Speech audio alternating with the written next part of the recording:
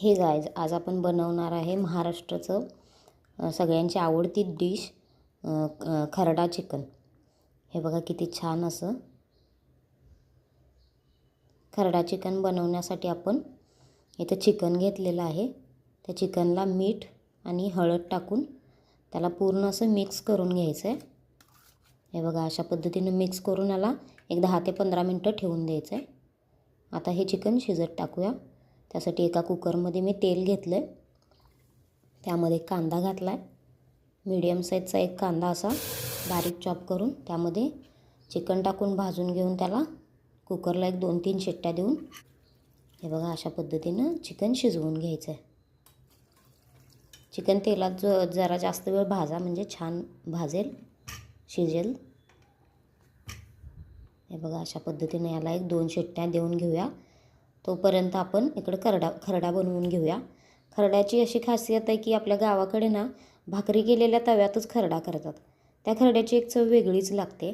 तुम्ही पण अशी भाकरी केलेला तवा जर असेल तुमच्याजवळ तर त्याच ह्याच्यातनं खरडा बनवून घ्या। त्यामध्ये मी मिरच्या आणि लसूण टाकून ते थोडंसं गरम झाल्यावर त्यावर एक चमचाभर तेल टाकले म्हणजे ते छान असं भाजेल। हे बघा अशा पद्धतीनं हे भाजून घ्यायचं आहे खरडा जरासा भाजून घेऊनच करा।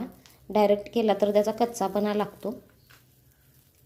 आणि हे मी गॅस बंद केलेला आहे। तवा अजून थोडासा गरमच आहे तर त्यावर जिरे टाकले। जिरे पण थोडेसे गरम करायचे आहेत, जास्त भाजायचे नाही आहेत। आता हे मिक्सरच्या भांड्यामध्ये मी काढून घेतले, थोडंसं थंड होईपर्यंत थांबलो आहे आणि त्यामध्ये थोडीशी कोथिंबीर टाकून असा खरडा बनवून घेतला आहे। आता आपलं चिकन पण शिजलेलं आहे, इथं व्यवस्थित असं शिजलेलं आहे चिकन। आता एका पॅनमध्ये चिकन खरडा बनवूया। एका व्यक्तीसाठी मी बनवला इथं। त्या तेल आणि कांदा असं टाकून कांदा थोडा तेलात ब्राऊन होईपर्यंत भाजूया। खरडा चिकन बनवण्यासाठी आणखी एक वेगळी पद्धत आहे, ती पण मी एकदा टाकेन आपल्या यूट्यूब चॅनलला।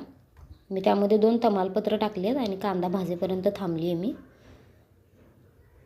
हे असं वेगळं वेगळं करायची गरज नाही, एकत्रच एकाच ह्याच्यात कसं करायचं मी हे सांगेन नंतरच्या व्हिडिओमध्ये। आता तरी मी अशा पद्धतीनं बनवलं आहे। हे बघा इथं खरडा टाकून तोही तेलात असा चांगला भाजून घ्यायचा आहे। अशा पद्धतीनं भाजलेला आहे।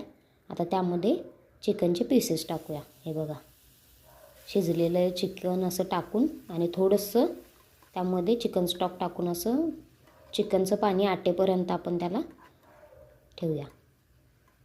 अगदी सोप्या पद्धतीनं असं बनवू शकते, तुम्ही घरी नक्की करून बघा। हे बघा किती छान अशी ग्रेव्ही तयार झाली आहे त्याला आणि आपला चिकन खरडा तयार आहे। वा, त्यावरती सगळा असा खरडा टाकून घेतला आहे मी। तुम्हीही घरी नक्की करून बघा। चॅनेलला सबस्क्राईब करायला विसरू नका। असे हिरव्यागार कोथिंबीरीनं मी गार्निशिंग केलं त्याला। वा, नक्की करून बघा। बाय।